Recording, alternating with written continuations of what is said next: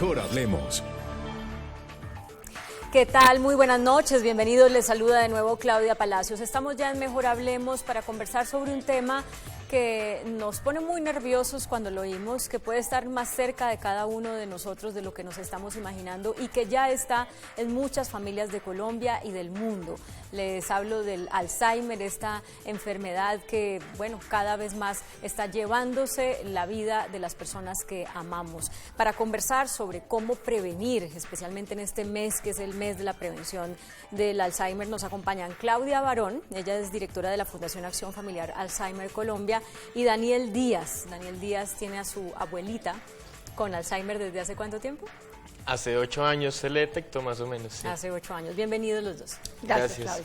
Bueno, Claudia, usted lleva con la fundación ¿cuántos años? 17 años. Desde que su mamá falleció después de padecer Alzheimer. Sí. En esa época, hablar de Alzheimer en Colombia era una cosa, pues, como casos aislados. No se oía. Realmente, cuando a mi mamá le diagnosticaban Alzheimer, nosotros en la vida oíamos esa palabra. Mi mamá murió, ya va a ser 19 años, porque en la fundación nace después del fallecimiento de mi mamá, y ella duró 12 años con la enfermedad de Alzheimer. O sea, estamos hablando de un diagnóstico hace 31 años, donde nosotros en la vida habíamos oído hablar de esa enfermedad. Desde entonces hasta ahora, y pues usted es la persona quizá más indicada en Colombia para decirlo, ¿cómo ha aumentado la incidencia de la enfermedad y el impacto de esto en las familias de Colombia? Muchísimo. Realmente la expectativa de vida pues ha aumentado muchísimo, y en ese orden de ideas pues uno de los factores de riesgo es la edad.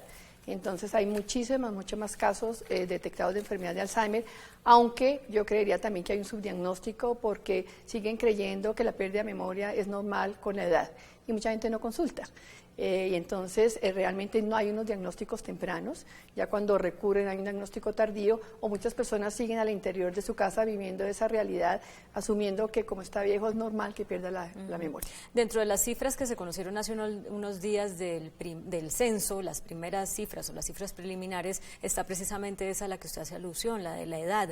En Colombia ya el 9,23% de la población es mayor de 60 años y esto implica unos cambios en la sociedad para los que no estamos preparados. Por eso quiero preguntarle a Daniel, que es tan joven, ¿cuántos años tiene Daniel? 21, recién cumplidos. 21 añitos, él pues ya ha tenido la experiencia de ver de entender lo que es el envejecimiento y en el caso de su abuelita, una enfermedad tan dura como esta.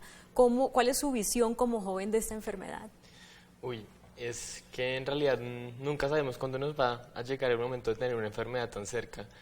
Puede ser mi hermano, mi primo, un amigo, y es como que en verdad nuestro círculo social más cercano es quien nos va a apoyar, y que con el mayor amor que nos puedan cuidar es lo más importante.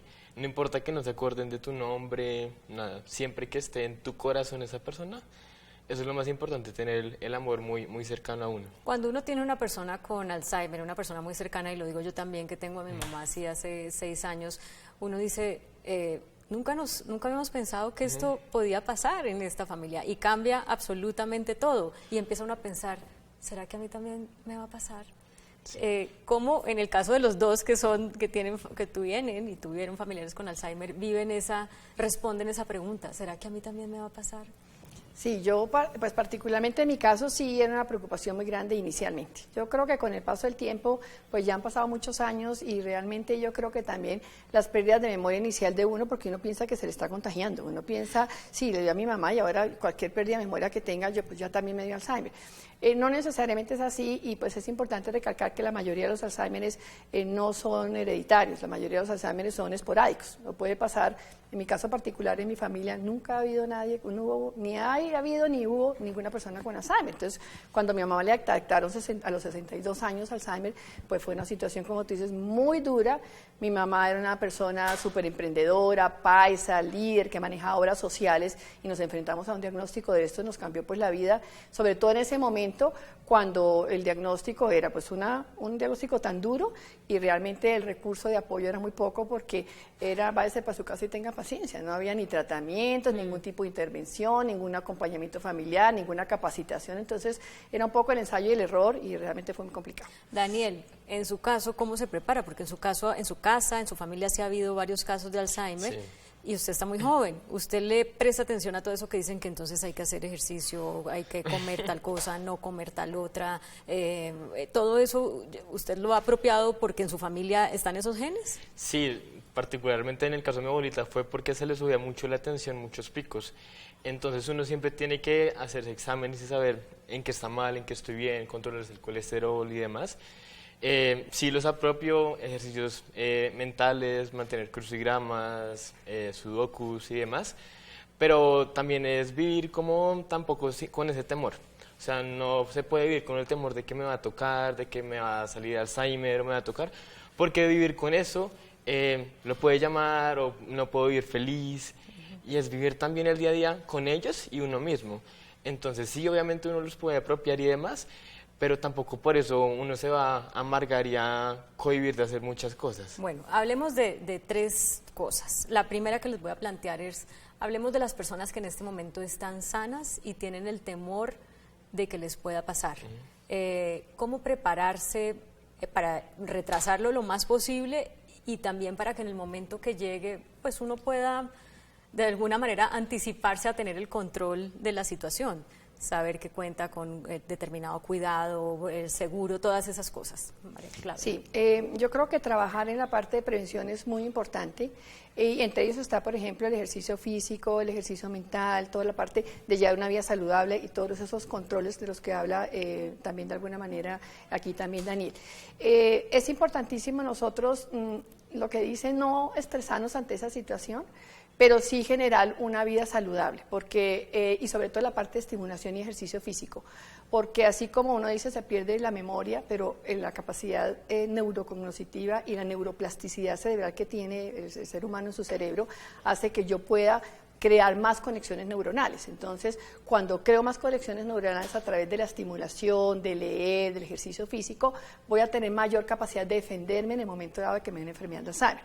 No quiere decir que eso me exima de que me dé, pero tengo más recursos, tengo como alguna manera más ahorro, de qué manera que si voy gastando puede que se me cambie todo, pero con el tiempo va a durar más en el tiempo y yo voy a conservar mi funcionalidad y mi capacidad de funcionar por más tiempo. Pongamos el ejemplo de una persona que trabaja mucho, como la mayoría de los colombianos, y que está oyendo esto y dice, bueno, pero entonces tengo que llegar a mi casa y hacer ejercicio, cuántas horas, y después leer un libro o hacerme un sudoku, porque si no, o sea, me voy a morir del estrés que me produce el trabajo y aparte todo me va a dar Alzheimer y entonces no voy a tener, no va a poder ni siquiera trabajar el tiempo que quiero.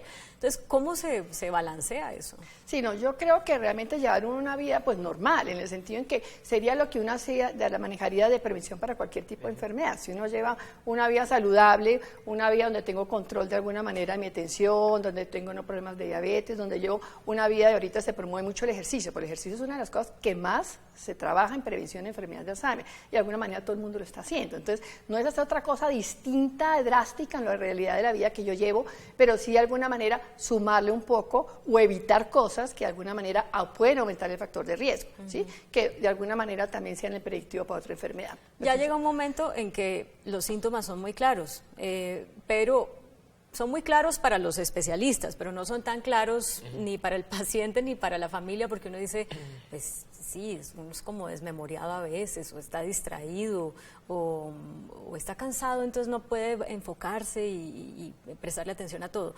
¿Cómo uno sabe cuándo esos olvidos son realmente algo para preocuparse? Sí, realmente pues hay unos olvidos que son los olvidos benignos, que nos pasa a todos y que de alguna manera cuando estamos estresados, cuando no estamos prestando atención, cuando estamos deprimidos, pues se acentúa más esas pérdidas de memoria. Pero no son una pérdida de memoria que se mantenga en el tiempo, no es una pérdida de memoria que se vaya acentuando a la medida que pasa el tiempo. Es una pérdida de memoria puntual, que se me olvidan dónde están las llaves y después si yo retomo, pues empiezo a pensar, pues yo entré por aquí, seguramente los dejé en tal lado y encuentro las llaves. Cuando esas pérdidas de memoria son graduales, cada vez se van acentuando más en el tiempo y sobre todo afectan la funcionalidad de una persona, ya vemos que su capacidad de poder desembolatarse de alguna manera sola se está afectando, ya es un signo de alarma. ¿sí? También es importante pues, destacar que no todas las pérdidas de memoria son Alzheimer, por eso es importante consultar cuando vemos que algo se sale dentro del contexto. Por eso lo que tú dices es importante por recalcarlo, que muchas veces el que más se está dando cuenta es la familia, ¿sí? Porque uno dice, no, mi mamá ha cambiado, mi mamá no es que botó la llave, sino que ella repite 20 veces lo mismo, está botando la plata, de pronto imagina cosas en un contexto que no era, ya los demás están de alguna manera dándose cuenta que la persona realmente está cambiando. Y ahí es cuando la familia se empieza como a volver loca porque, porque entonces dice, se enoja, pero ¿por qué está haciendo esto si eso no tiene ningún sentido? En el caso de su abuelita Daniel, ¿hay algo que nos pueda compartir de esa experiencia como de los primeros meses en que la familia no sabe qué hacer? Cuéntale cuando se quería lavar los dientes. Resulta que, bueno, una de las anécdotas es que ella no se quería lavar los dientes y decía, yo ya me lavé los dientes, ya ella. Y pasa mucho en muchos de los casos de las personas que sufren de Alzheimer. Como yo en mi caso, y después de insistir y luchar con ella, no hay que luchar con ella, hay que pensar quizás como ella. Entonces yo le untaba la crema dental, en el cepillo le decía, Gladys, dejaste la crema untada pero no te lavaste los dientes. Ah, sí, mijito, y se lavaba los dientes. O sea, le mostrabas una evidencia de que... Correcto, de que se la iba a lavar, pero no se los lavó. O cuando se quería ir. Eran tipo, es una hora que se le llama la hora cuando se quieren ir de las casas, a las tipo 6 de la tarde, 5, como que hay una transición entre la noche y el día. Y ella se quería ir, y yo al principio luchaba, no, Gladys, pero esta es tu casa, ¿para dónde te quieres ir? Te tienes que quedar acá. Y luego empecé, no, Gladys, mañana nos vamos, que estamos esperando a mi papá para irnos en el carro. Entonces, eso es lo que uno tiene que tratar de... Bueno, llevarles la contraria. Exacto. Llevarles la contraria no tiene sentido porque es pelear con una enfermedad, sí, no específicamente tanto con ellos, sino con algo que no vas a entender quizás de cierta forma. Entonces es como saber cómo llevarlos, decirles sí, pero luego más tarde nos vamos en una hora o vamos a misa, saberlos cómo llevar y uno poco a poco en la familia va creando estrategias de cómo manejarlos. Pero una cosa que también pasa es que los estadios de la enfermedad cambian muy rápidamente. Entonces, cuando la familia ya aprendió a manejar el estadio en que estaba la persona, cambió inmediatamente. Entonces, hay nuevos retos y eso para la familia es muy duro, es muy demandante porque uno no sabe cuándo va a acabar ese gran problema y mientras tanto ve a su ser querido deteriorarse de una manera muy dolorosa. ¿Cómo preparan ustedes en la Fundación a las familias para eso? Nosotros pensamos que eso es fundamental y tal vez eso es una de las esencias de la Fundación, es entender que el cuidador tiene que cuidarse y prepararse para ser un buen cuidador. Y definitivamente el cuidado no puede ni debe recaer en una sola persona. Es imposible, porque es que estamos hablando de una enfermedad que es por lo general muy larga en el tiempo, una enfermedad que puede durar 12 años en el caso particular pues de mi mamá, ya lleva 8 años la abuelita de Daniel, hay personas que han registrado 20 años para que estén bajo solo cuidado de una persona, pues es imposible. Entonces nosotros parte de los programas que adelantamos en la Fundación no solamente es capacitar a las personas en entender la enfermedad, en encontrar estrategias de manejo como lo que dice Daniel, en crear redes de apoyo, sino también en que el mismo cuidador aprenda a cuidarse, o sea, reconocerse como un ser humano, obvio, con limitaciones, también con fortalezas, pero una persona que está viviendo un duelo, que necesita estar fortalecido, que necesita ayuda, que reconozca que necesita ayuda y que acepte la ayuda, porque es que muchas veces también el cuidador se vuelve el único que es capaz de cuidar y eso es lo que no deja que otros ayuden y yo soy el único que lo sé hacer bien, entonces pues los demás muchas veces no es que no tengan buena voluntad de hacerlo, sino que realmente yo no doy la oportunidad de hacerlo. Entonces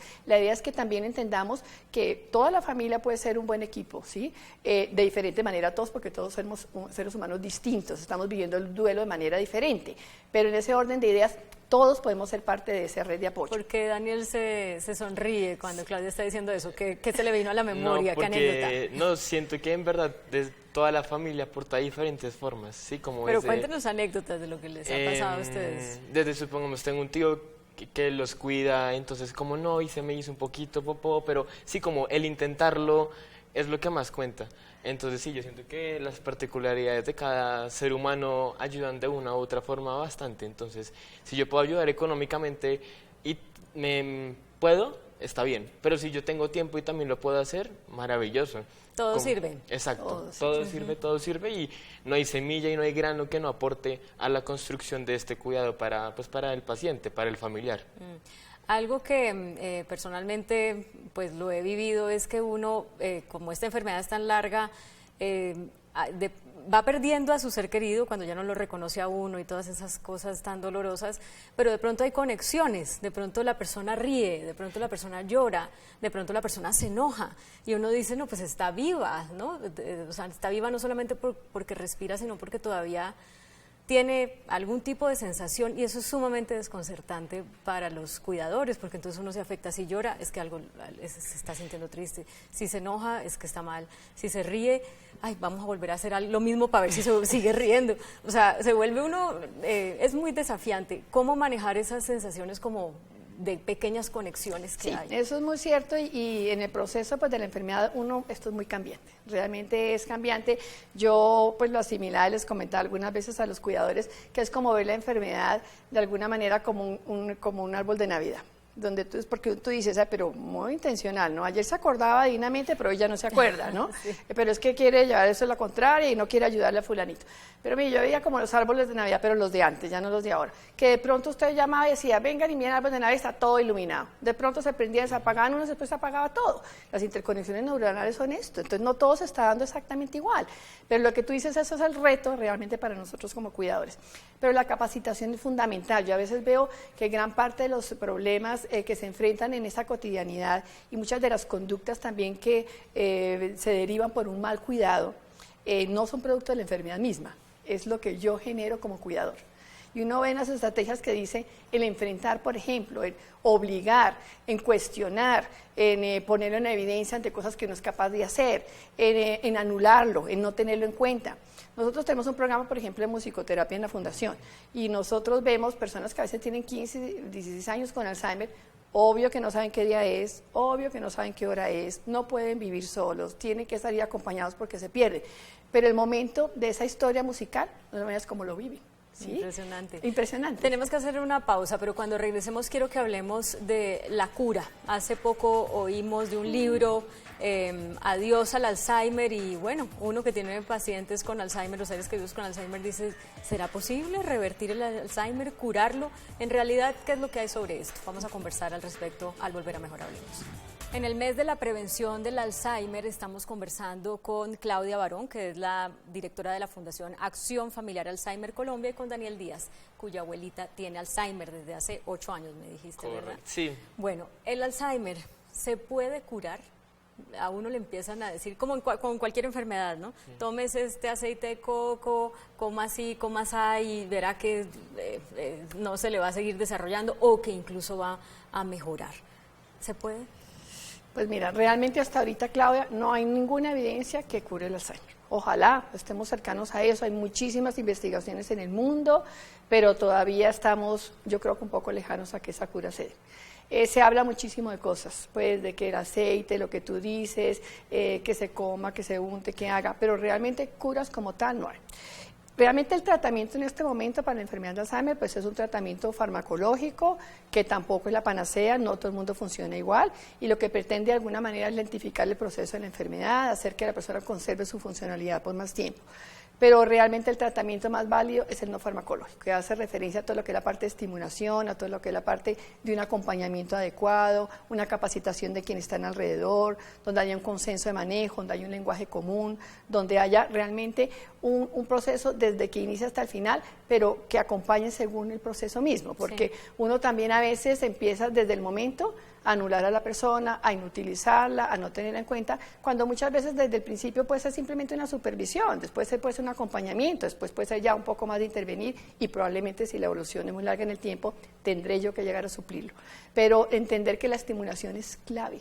Yo puedo tener un tratamiento farmacológico, pero si yo no tengo un buen acompañamiento de un nieto como Daniel que me estimula, que me quiere, que está pendiente de mí, que me reconoce, que me hace partícipe en la medida de mis posibilidades, yo puedo seguir vinculándolos de muchas maneras por mucho tiempo. Quisiera que nos dieras ejemplos de eso, Daniel, y sobre todo tú tienes 21 años, ¿con tu abuelita que tiene? 83. 83. A veces es difícil, incluso cuando los abuelitos no están enfermos, que nietos y abuelitos se conecten porque son pues generaciones que piensan muy distinto. Peor aún si el abuelito está por allá en las nubes, el nieto lo ve como un mueble más. No es tu caso. ¿Cómo lo has hecho? Cuéntanos anécdotas. Bueno, la conexión, yo siento que es también haciéndola reír, particularmente en mi caso, es como desde hacer sonidos, cualquier sonido que uno pueda hacer, muecas, ver una película, ver niños, los bebés, particularmente tanto las mujeres en especial, ver bebés les trae esos recuerdos de cuando ellos tuvieron también a sus hijos. Entonces la conexión va como cuando yo juego con ella a lanzar la pelota, entonces lanzamos la pelota y se le va y se ríe.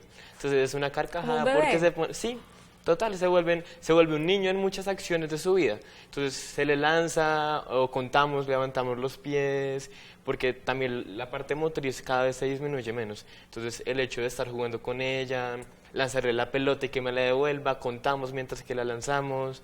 ¿Y ella todavía cuenta? Cuenta hasta 10, después del 10 ya empieza 11, 12, 20 y ya, ahí finalizó, les toca volver a empezar a contar y pues en cada paciente es diferente, entonces supongamos podemos hacerlo con música porque muchos de los pacientes, sobre todo porque esta generación se crió mucho con la música, entonces nos criamos con la música de cuerda, entonces podemos poner música que a mí en particular me puede gustar, pero que tenga cuerda, entonces ella sí y empieza a tararearla, así no la cante. Pueden ser pedacitos, pero estos lazos que pueden ser gustos musicales, juegos de niños, es lo que más ayuda para esta conexión. Desde la Fundación, Claudia, ¿qué ven o qué les preocupa respecto a cómo está Colombia en materia de legislación, en materia de normatividad, en materia de talento humano incluso, para poder enfrentar este desafío que es que desafortunadamente cada vez tendremos personas con diferentes tipos de demencia y en especial de Alzheimer? Sí, Claudia, realmente es preocupante porque Colombia pues no es ajena al envejecimiento poblacional del mundo entero, o sea que, y como estamos viendo, pues el factor de riesgo en la enfermedad de Alzheimer pues es la edad, cada vez va a haber más casos y realmente no hay suficiente gente preparada para responder a esa exigencia. ¿Qué propondrían ustedes o qué ven ustedes que es necesario pues a hacer? mí me parece que es importante que entre los pensum de las universidades y los que capacitan incluyan las demencias como un programa de formación. Nosotros vemos a veces que las enfermeras pues no tienen conocimiento de demencias, inclusive toca capacitar en esa área. Pues yo obvio entiendo que hay muchas patologías y pues está uno preparado para todo, no, pero es que esta es una patología bien demandante, porque no solamente es la capacidad mía como profesional, sino la capacidad mía como ser humano. Es que es muy distinto de pronto manejar una persona con cáncer que está siendo partícipe de sus propias decisiones, de sus propios tratamientos, a una asistencia y un acompañamiento cuando la persona muchas veces hasta desconoce su propio diagnóstico. Entonces la parte humana es fundamental. Nosotros una de las cosas que más fortalecemos, por ejemplo, es la parte de comunicación. Y yo veo que a veces eso es de lo que adolecen los profesionales. Manejan mucho la parte técnica, pero la parte de comunicación, de entender a la persona y poder convencerla o lograr algo a través de una comunicación asertiva es lo que falta. Sí, ahí quiero compartir una anécdota y es que en estos 6 años, claro, uno al principio dice, bueno, que tenga lo mejor posible, entonces enfermera. Y resulta que con las enfermeras no nos fue bien fue con gente que es del pueblo, que está dispuesta a dar amor primero que todo, porque lo demás pues se aprende, ¿no? El masaje, el manejo para ir al baño, eso se termina aprendiendo, pero la gente que esté dispuesta a tener la paciencia que se requiere con una persona en estas condiciones, creo que no la tenemos, no es suficiente. Eso es clave y pues en la enfermedad de Alzheimer pues vemos que la memoria racional no es la que está funcionando, pero sí la emocional. Por eso es que es tan importante llegarle a la emoción, ¿sí? Entonces alguien decía, Pascual Maragall, que es un político español, que decía, la enfermedad de Alzheimer se pierde la memoria pero no los sentimientos. Entonces muchas veces nos estamos enfocando tanto en la enfermedad, pero no el ser humano que tiene esa enfermedad. Última palabra, Daniel, porque se nos acabó el tiempo. Sí, yo iba a decir que también, y eso va muy, como tú lo decías, de personas que en verdad quieran, porque supongamos nosotros teníamos el apoyo de la niña que nos ayudaba en la casa, y estuvo con ella toda la vida, y era también como de otra forma otra cuidadora, pero también siento que este aprendizaje que dice Claudia va también desde ser niños y cómo nos crían nuestros papás. Entonces, desde que yo sí he trabajado con fundaciones, con niños con cáncer, situaciones marginadas y demás, eso facilita que yo en un futuro y que en este momento tenga contacto humano y tenga calidad para poder tratar a estos seres humanos. Entonces, siento que la educación en general, una educación de calidad que vaya hasta toda la edad es muy importante. Y los valores y el humanismo, ¿no? El respeto por los otros seres humanos. Bueno, Claudia Barón, directora de la Fundación Acción Familiar Alzheimer Colombia, y Daniel Díaz, directora de la Fundación Alzheimer Colombia, y Daniel Díaz, muchas gracias por todo lo que nos han compartido esta noche. Claudia, muchas gracias. Bueno, con ustedes gusto. también, muchas gracias por acompañarnos. La fundación la pueden encontrar en la página web para quienes nos estén oyendo y quieran la asesoría. ¿Cómo se llama? La encuentran como Fundación AFACOL. AFACOL. Sí, más fácil en Facebook. AFACOL. Bueno, muchas gracias por acompañarnos. Los dejamos como siempre con el adelanto de las caricaturas que serán publicadas mañana en El Tiempo Impreso y en eltiempo.com. Que tengan feliz descanso.